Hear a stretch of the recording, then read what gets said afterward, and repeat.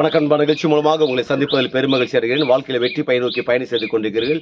இந்த பயன்கள் நல்ல முறையில் வெற்றி பெற என் அன்பின் வாழ்த்துக்கள். நீங்கள் நல்லா இருப்பீங்க. இப்போ இருக்கிறத விட 1000 மடங்கு அதிகமாகும்படி நம்ம சேனைகள் கர்த்தர் தாமே உங்களை ஆசீர்வதித்து உயர்த்துவராக. நல்லா கவனிச்சு பாருங்கள். வாழ்க்கையில் எவ்வளோ தூரம் நீங்கள் ட்ராவல் பண்ணியிருக்கிறீங்க, பயணம் செய்து கொண்டிருக்கிறீங்க. உங்கள் நிறைய பேரோட வாழ்க்கையில் சில பயங்கள் அதிர்ச்சி என்றால் எதிர்காலம் எப்படி இருக்கும்னு தெரியலையே, என் வாழ்க்கை முடிவு என்னன்னு நினச்சி எல்லாரும் குழம்பி கொண்டிருக்கிறார்கள், டென்ஷனாக இருக்கிறாங்க. நான் சொல்கிறேன் பாருங்க, உங்கள் விருப்பத்தின் தான் உங்கள் வாழ்க்கையின் முடிவாக இருக்கிறது. இன்றைக்கி நீங்கள் எதை விரும்புகிறீங்க? விருப்பம் உள்ளவங்க தான் செயல்பட முடியும் பாருங்க. விருப்பம் இல்லாதவர்கள் இந்த உலகத்தில் சோம்பலாக இருப்பாங்க. அவங்களுடைய செயல்பாடுகள் வந்து ரொம்ப குறைவாக. விசுவாசமாக இருப்பாங்க, ஆனால் விசுவாசனால் என்ன என்றால் செயல்பாடுகள் தான்.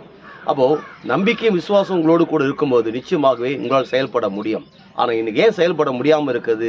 அந்த விசுவாசம் நம்பிக்கை ஏன் ஆப்ரேட் ஆகாமல் இருக்குது என்றால் அவளுக்குள்ளாக இருக்கிற அந்த விருப்பம் இல்லாதனால தான். நான் சொல்கிறேன் பாருங்க, உங்களுக்குள் விருப்பங்கள் அதிகரித்து கொள்ளணும். உன்னை சொல்கிறேன் பாருங்க, நீங்கள் எதில் விருப்பமாக இருக்கிறீங்களோ அது உங்களோடு கூட ஒட்டி கொள்ளும். எதை நீங்கள் விரும்பலையோ அது உங்களை விட்டு தூரமாகும். அது பொருளாக இருக்கலாம் அல்லது மனுஷனாக இருக்கலாம், எந்த டிபார்ட்மெண்ட்டாக இருக்கலாம்.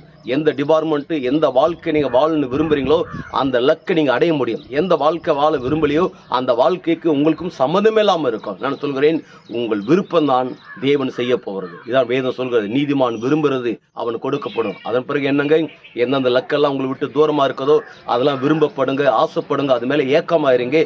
கண்டிப்பாக தேவன் உங்களுக்கு வாய்க்க பண்ணுவார். அப்படி வாய்க்க பண்ணும்போது என்ன நடக்குது? ஒட்டுமொத்த உலக நாடுகளுக்கு நாம் ஆண்டவர் இயேசு கிறிஸ்து உங்களை கடன் கொடுக்கும்படியாக வைக்கிறார். நீங்கள் வற்றாத நீரூற்றை போல இருப்பாய் என்று சொல்லி உங்களிருந்து விடைபெறுகிறேன். உங்கள் நண்பன் ரவி, பெரியபாளையம்.